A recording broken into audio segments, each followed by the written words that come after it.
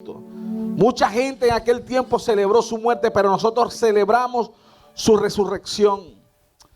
Yo quisiera decirle a cada una de las personas que están en este lugar, si estás conectado, que hay algo poderoso que podemos aprender en la resurrección de Cristo. Y yo quisiera decirte hoy que hoy resucitan tus proyectos. Gente que tiene proyectos que murieron, gente que tiene situaciones que le ha puesto un proyecto, ha puesto en manos de Dios diferentes cosas. ¿Sabes qué? Hoy Dios resucita tus proyectos. Hay gente que desde hace mucho tiempo ha muerto su economía. Dios hoy resucita tu economía. Hay gente que durante mucho tiempo han desistido de sus hijos porque no pueden criar sus hijos. La situación con sus hijos es difícil. Sus hijos tienen malas juntas y han dicho no, ya, yo no quiero, ya yo no lucho más en contra de eso. Yo te digo, hoy resucitan tus hijos, hoy resucitan tus proyectos, hoy resucita esa bendición, hoy resucita esa promesa que Dios te hizo, hoy resucita. Estamos en un tiempo de resurrección. Y sabes, cuando yo veía la vida de Jesús, Jesús vivió algo que no se lo esperaba. Yo no me lo esperaba, nadie se lo esperaba. Jesús vivió algo súper difícil. Dice la Biblia, a los suyos vino, los suyos no le recibieron. A Jesús no lo recibió nadie. A Jesús no lo recibieron los suyos. La primera bienvenida que a Jesús le dieron fue que cuando nació, el rey Herodes mandó a matar todos los niños. Esa fue la recepción que le dieron a Jesús, una persecución desde el día de su nacimiento. A Jesús no lo recibieron ni los hoteles. Dice la Biblia que María y José llegaron a Belén, iban de hotel en hotel y no había un espacio para Jesús. Pero ¿sabe qué? Jesús entendió su propósito. Jesús entendió su llamado. Tal vez la vida no es como te la pintan, porque te toca dibujar lo que te diga el Espíritu. No sé si me escuchó, pero lo voy a repetir por segunda vez. Tal vez la vida no es como te la pintan, pero te toca dibujar lo que te dicta el Espíritu. Y cuando yo quiero dibujar lo que me dicta el Espíritu, solo me queda imitar al Rey de Reyes y Señor de Señores. Si estás aquí sentado, no importa la edad que tú tengas, si hay alguien que debes imitar es a Jesucristo. Y ¿sabe qué? Cuando yo veo la vida de Jesucristo, veo muchas cosas, veo muchos milagros, veo muchos prodigios, pero también veo dónde origina toda esa bendición.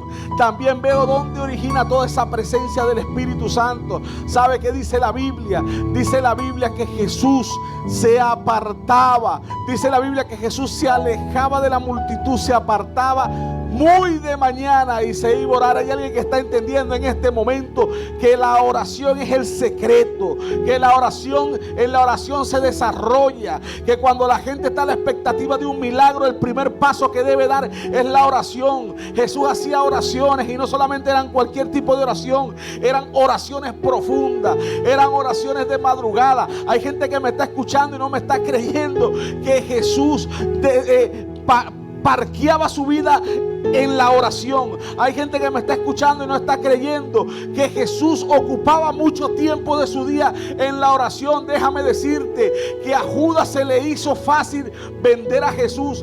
A Judas se le hizo fácil llevar a los que querían atrapar a Jesús. ¿Por qué? Porque Judas fue donde sabía que iba a encontrar a Jesús. ¿Y sabe dónde encontró Judas a Jesús? Judas encontró a Jesús en el huerto de la oración. Judas encontró a Jesús en Getsemaní. Antes que Judas llegara ahí, en el libro de Juan, en el capítulo 20, dice la Biblia que Jesús fue a Getsemaní, donde siempre iba, donde tenía la costumbre de ir. Dice la Biblia que Jesús acostumbraba a ir al huerto de Getsemaní a orar, y por eso a Judas se le hizo fácil. Judas quiso ir al lugar donde estaba Jesús, y ¿sabe dónde fue? En el lugar donde Jesús estaba siempre, en el lugar de la oración. Pero hay alguien que no me está creyendo. Hay alguien que está pensando que a Jesús solo le gustaba ir a hacer milagros. Hay alguien que está pensando que a Jesús solo le gustaba caminar entre las ciudades. Hay alguien que solo está pensando que a Jesús le gustaba andar predicando. Pero dice la Biblia que cuando la fama de Jesús se extendía la fama de Jesús, dice la Biblia, y la multitud se allegó a él, y la multitud quería milagros, dice la Biblia que esa multitud que llegaba quería milagros y sanidades. Pero dice la Biblia que Jesús se apartó de ellos y se fue a orar. Yo no sé si usted me está escuchando, pero Jesús prefería orar que la fama. Yo no sé si usted me está escuchando, pero Jesús prefería orar que los milagros.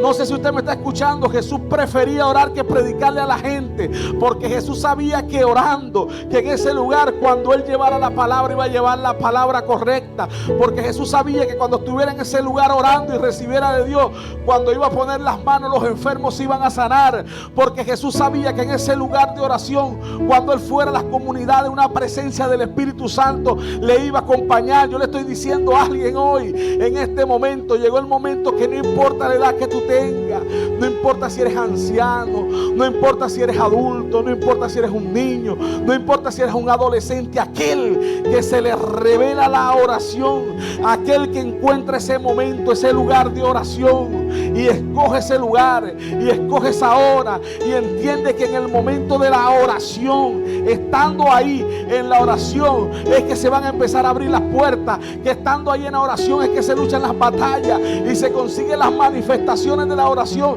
Fuera de ahí, el que está orando, cerrando la puerta, estando allí dentro, cerrando la puerta, esa misma persona es que Dios recompensa en público con sus señales, con sus prodigios, con esas promesas hechas realidad. Hay promesas de Dios para ti, pero tienes que lucharlas, tienes que batallarlas, tienes que guerrearlas en la oración. ¿Sabe qué te digo hoy? Te digo que llegó el momento que entres en una comunión profunda con el Espíritu Santo. Te digo en este momento que llegó el momento que te vayas a ese lugar secreto. Pero yo te quiero hablar de esa oración de madrugada, esa oración de mañana, esa oración de mañana donde se rompen cadenas. Escúchame bien, hay alguien hoy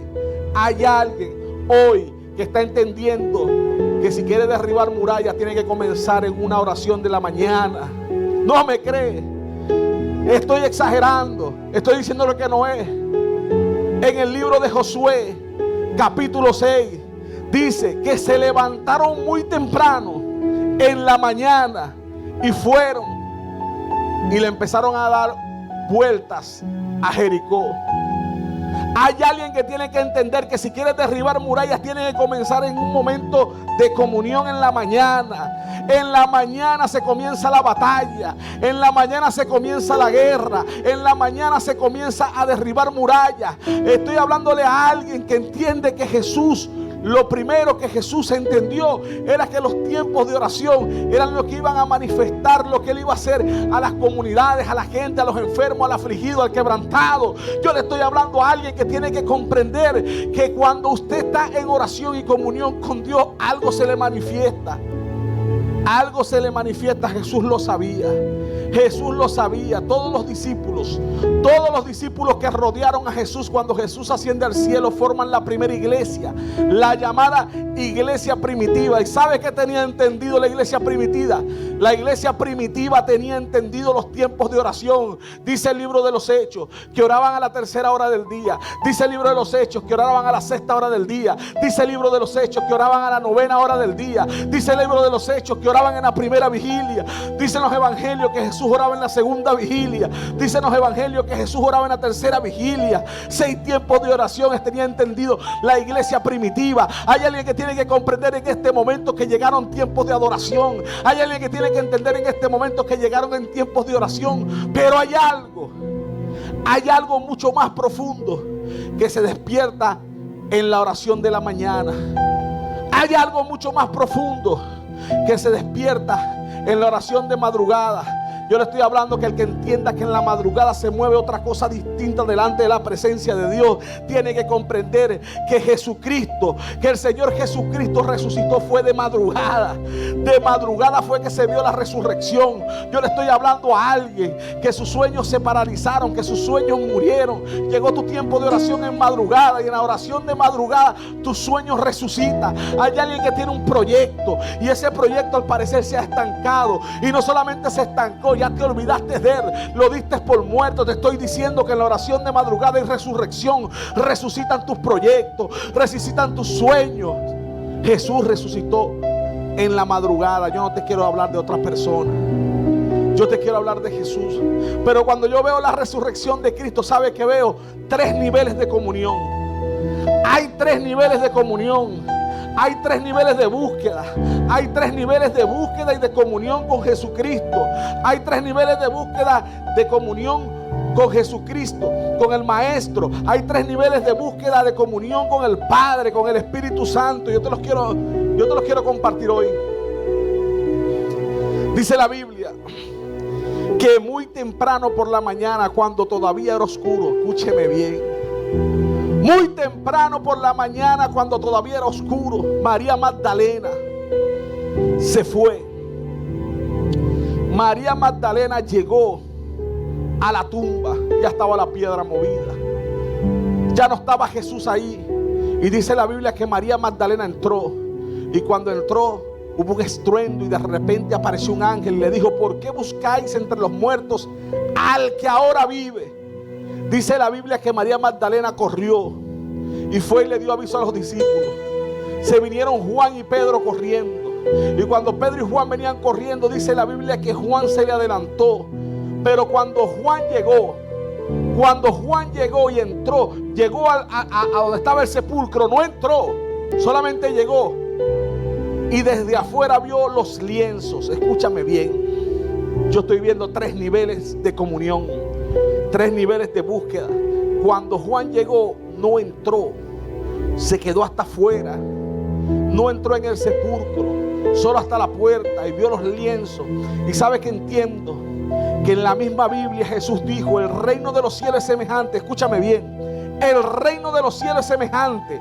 O sea, Jesús le dijo: tal cual lo que les voy a contar se asemeja al reino de los cielos. Y el reino de los cielos es semejante a un hombre rico que vendió todos sus bienes.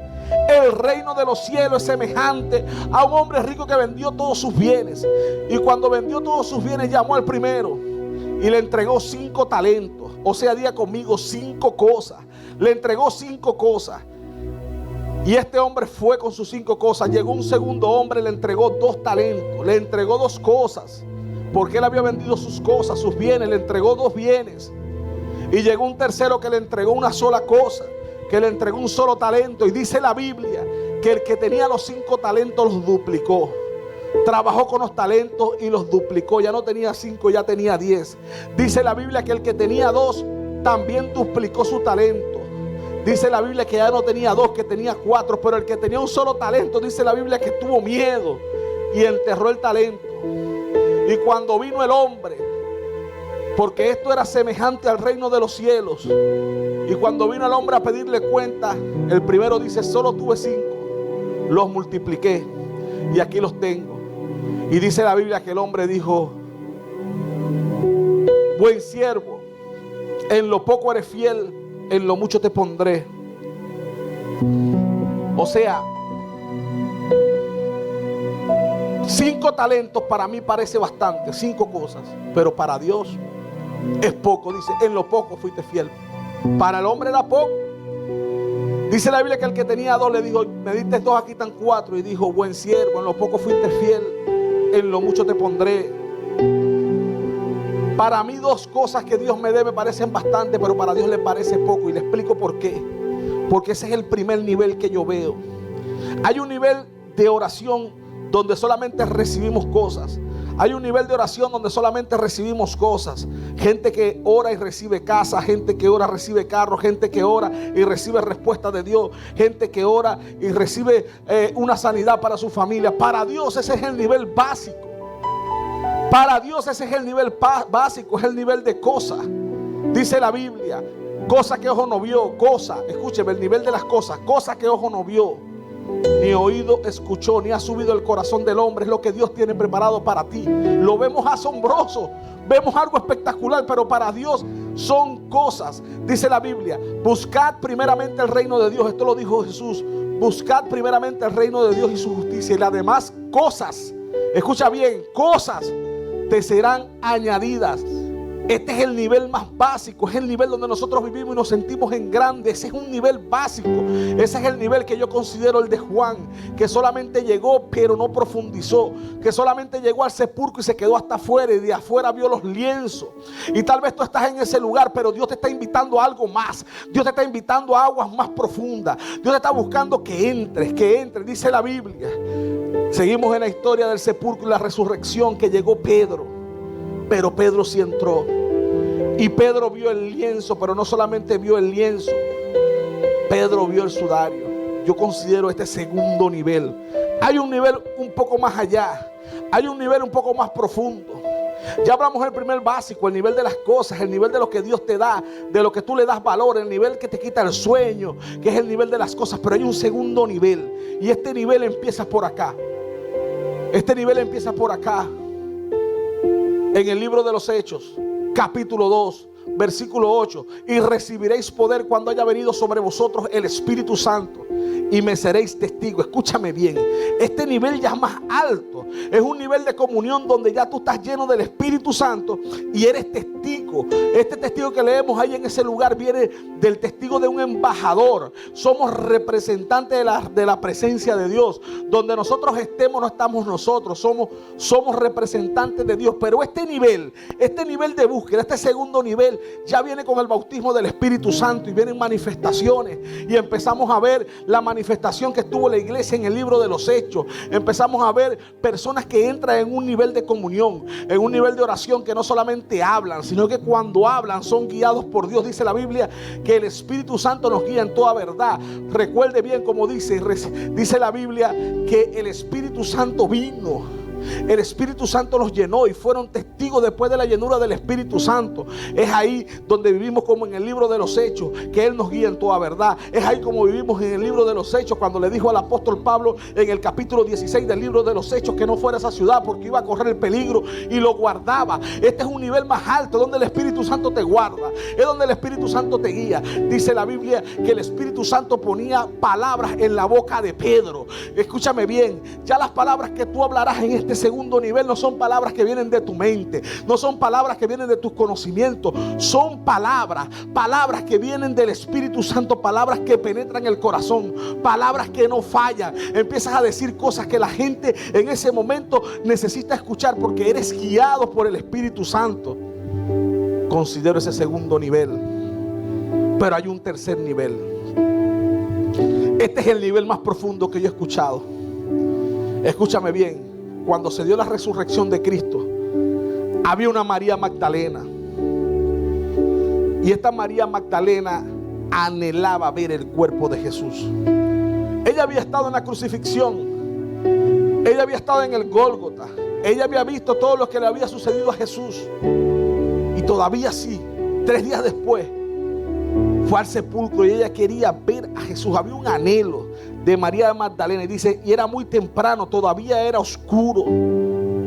Hay gente que entra en este tercer nivel de oración y comunión, donde entra en una comunión y oración de madrugada, anhelando estar en la presencia de Dios, anhelando estar en la presencia del Padre. Y aquel que anhela no solamente ve el lienzo, no solamente ve el sudario, ve ángeles. Dice la Biblia que María Magdalena llegó, entró al sepulcro y vio un ángel. Empiezas a caminar en lo sobrenatural de Dios, empiezas a ver lo sobrenatural de Dios. Escúchame bien, yo conozco de mucha gente que ve de todo. Yo conozco gente que me dice, en esa persona yo veo un espíritu, veo el espíritu de Pitón, veo el espíritu de Jezabel, veo el espíritu, y ven demonio, pero esa gente que ve demonio yo nunca lo escucho decir, yo veo un ángel. Hay un nivel donde empiezas a ver ángeles. Hay un nivel donde caminas en lo sobrenatural de Dios. Y no solamente ves el ángel, empiezas a escuchar la voz de Dios. Empiezas a escuchar voces sobrenaturales. El ángel le habló a esta mujer y ella escuchó la voz sobrenatural. Y esta historia está en diferentes evangelios, pero ¿sabe cuál me gusta? El evangelio de Marcos, porque dice que cuando María Magdalena salió corriendo para avisarle a los discípulos, el mismo Jesús se le presentó. Aquel que se va de madrugada, aquel que se levanta temprano, aquel que temprano tiene el anhelo de buscar la presencia de Dios, lo va a ver. Aquel que tiene ese anhelo en su corazón de estar frente a frente con el Padre, va a estar. Dice la Biblia que ella vio y estuvo frente a frente con Jesucristo, y se le presentó y le dijo, ve y cuenta lo que has visto. Escúchame bien, yo quiero contarte de este tercer nivel. En este tercer nivel hay un Abraham que fue llamado amigo de Dios, un Abraham que fue llamado el padre de la fe. ¿Y sabe cuál fue el acto de Abraham más sólido de la Biblia? El acto más relevante. Por este acto Abraham está en el récord Guinness de la Biblia, que es el libro de Hebreos. Fue cuando Dios le pidió a su hijo. Cuando Dios le pidió a Abraham que le entregara a Isaac, dice la Biblia que se levantó muy de mañana. Escúchame bien.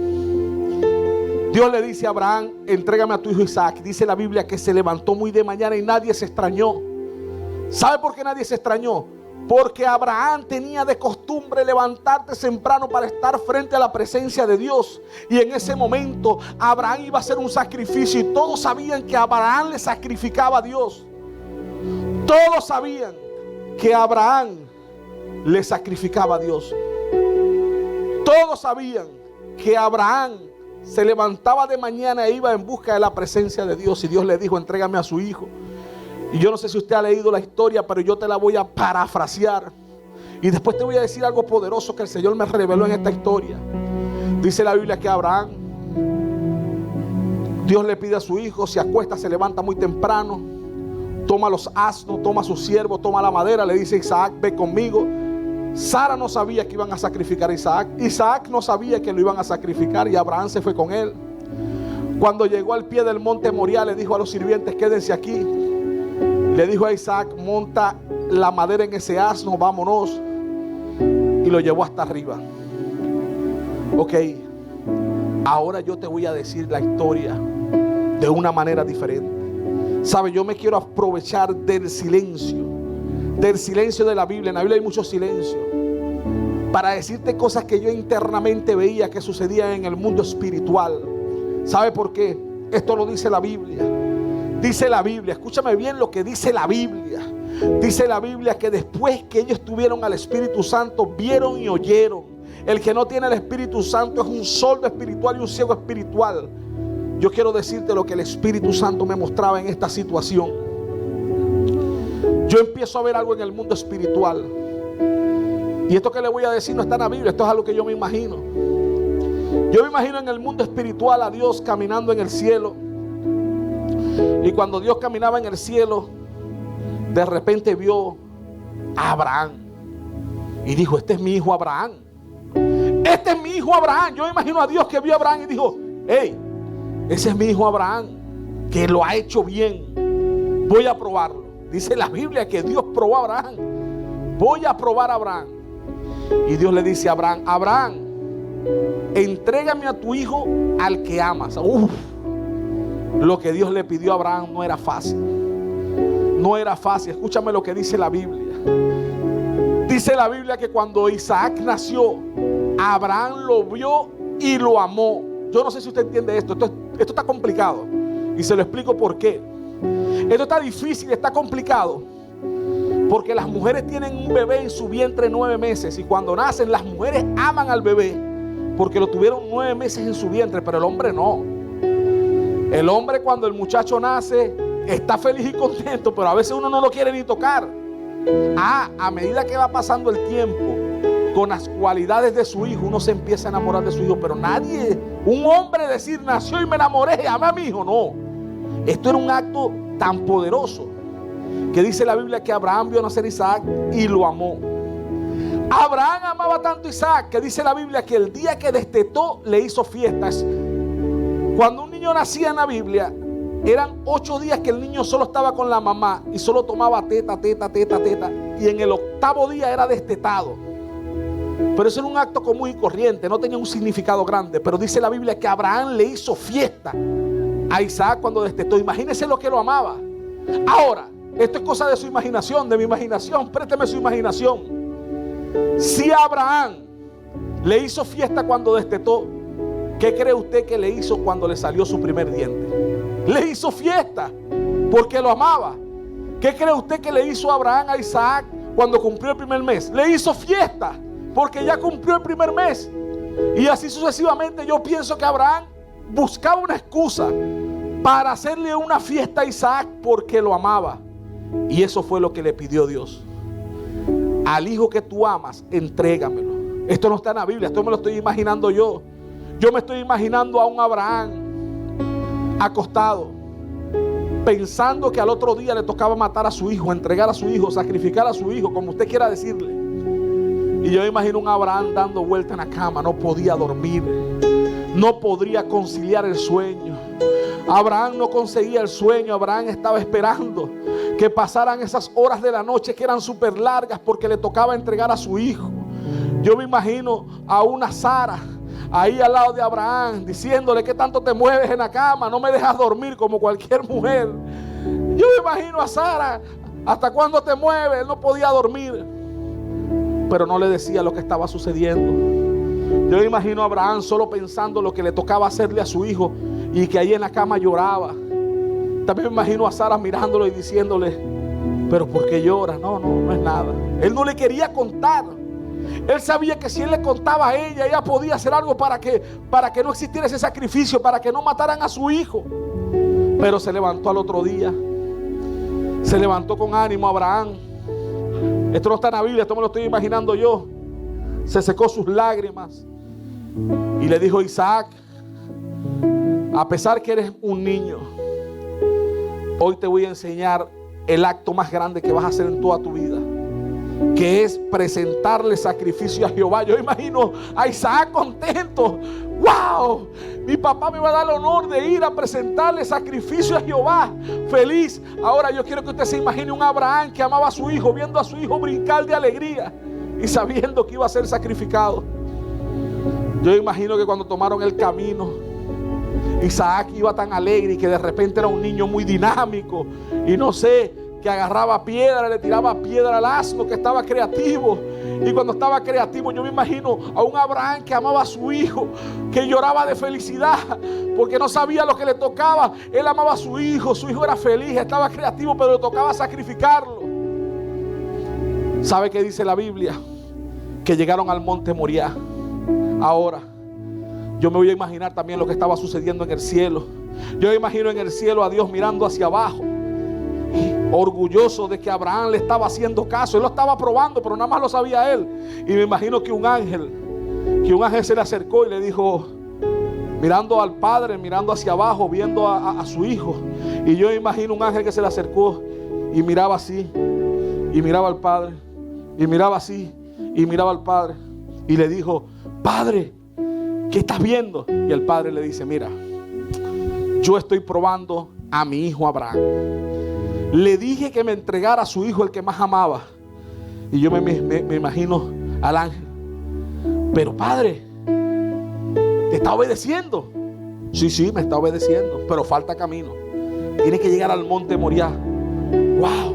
Entonces ya me imagino al ángel y a Dios viendo hacia abajo. Pero usted sabe lo que sucede cuando dos personas están viendo hacia abajo o dos personas están viendo hacia arriba, que empieza a llegar a otros más. Yo imagino más ángeles llegando ahí y viendo qué está sucediendo y preguntando. Y usted sabe, como aquí: hey, ¿qué es lo que está pasando ahí? ¿Qué es lo que está pasando? Hey, ¿qué está sucediendo ahí? Y yo imagino a otros: lo que pasa es que el padre le dijo a Abraham que le entregara al hijo que amaba. ¿Qué? No puede ser. Y todos se asomaban. Sí, ya va camino al monte. Entonces yo me imagino un Abraham que cuando llegó al pie del monte Moriah, le dijo a su hijo, le dijo a los esclavos: ustedes quédense aquí abajo, yo subo con mi hijo. Entonces dice la Biblia que Isaac dijo: ya va. Estamos en el monte Moriah. Aquí se hacen los sacrificios. Estamos con la madera. Ahí está la daga. Pero ¿dónde está el animal que vamos a sacrificar? ¿Sabe qué le dijo Abraham? Dios se proveerá. Usted se imagina lo fuerte que fue decir a Abraham ese Dios se proveerá. Cuando ese muchacho le preguntó eso, wow, un muchacho muy inteligente, Abraham pensar, decir: tú serás el sacrificio. No hay un animal, el sacrificio eres tú. En su mente no se lo dijo, le dijo: Dios se proveerá.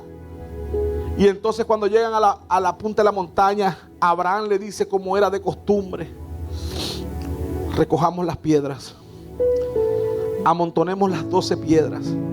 Y yo imagino a Abraham y a Isaac buscando rápido las 12 piedras, porque es que era su primer sacrificio, él lo quería ver.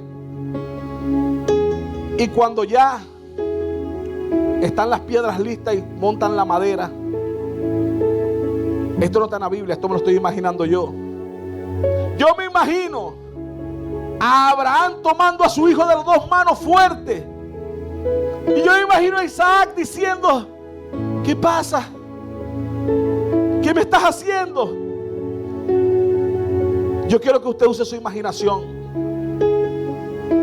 Si es su hijo y le toca darle la estocada con una daga, ¿cuántas estocadas le quisieras dar? No sé usted, pero si fuera mi hijo, yo solo le quisiera dar una sola estocada con la daga. Una sola, yo no quisiera verlo sufrir. Entonces, si cuando yo le voy a dar la estocada, el niño se mueve, fallo, entonces me toca darle otra y otra y otra. ¿Sabe qué? Yo imagino a Abraham amarrando a Isaac muy duro. Muy duro. Tenía que amarrarlo muy duro para que Isaac no se moviera. ¿Sabe qué me imagino yo? A Isaac diciéndole: papá, ¿por qué me apretas tan duro? Papá, me duele. ¡Ay! Me estás apretando muy duro, me duele. ¿Sabe qué? Un hijo nunca se imagina a un papá maltratándolo. Un hijo nunca se imagina a un papá odiándolo. Un hijo nunca se imagina a un papá amarrándolo. Un hijo se imagina a un papá que lo protege. Un hijo se imagina a un papá que lo cuida. Isaac estaba viviendo la tortura más grande de su vida. Isaac estaba viviendo el hecho más doloroso que un niño puede vivir, que su papá le esté haciendo daño. Y sabe, cuando lo amarró muy duro, que ya Isaac no se podía mover, ¿sabe qué me imagino yo? A Abraham afilando la daga. Yo imagino a Abraham afilándola. Es que tenía que estar muy afilada porque iba a ser una sola estocada. Él no podía fallar. Y yo me imagino a Isaac diciéndole: papi, si esto es una lección, ya yo aprendí, suéltame. Si esto es una lección, ya yo aprendí, libérame. No me hagas esto, ¿por qué me haces esto? Y Abraham afilaba el cuchillo. Abraham afilaba. Y cuando Abraham se le acerca y sube la daga, ¿sabe qué dijo Isaac? Ya va. Ya entendí.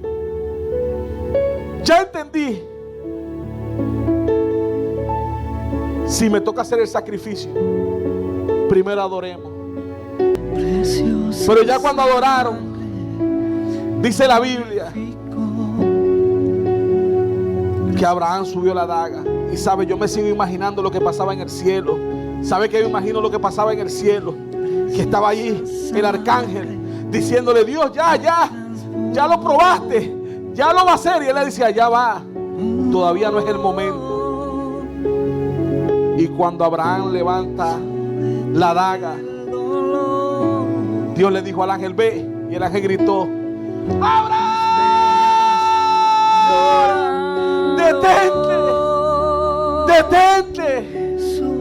Detente. Y dice la Biblia que en el arbusto había un cordero enredado y se sacrificó. Ese es el nivel más alto. Ese es el nivel más alto que yo veo de comunión. Un sacrificio. Escúchame bien. Así como María Magdalena vio lo sobrenatural, yo le estoy hablando a alguien que en este nivel de comunión ve lo sobrenatural. Abraham marcó la historia con este acto. Las promesas de Abraham son impresionantes. Dice la Biblia, la primera promesa que Dios le dio: te multiplicaré, te haré de renombre. Al que te bendijere yo lo bendeciré, al que te maldijere yo lo maldeciré. Tu descendencia será como las estrellas del cielo. Tu descendencia será como la arena del mar. Todas esas promesas se hicieron realidad. No solamente en Él, en nosotros. Nosotros somos los hijos de la esclava, los hijos de Agar. Entramos dentro de la promesa. Hay una promesa en el libro de Deuteronomio que dice: así como se lo prometí a Abraham, a Isaac y a Jacob, se los prometo a ustedes.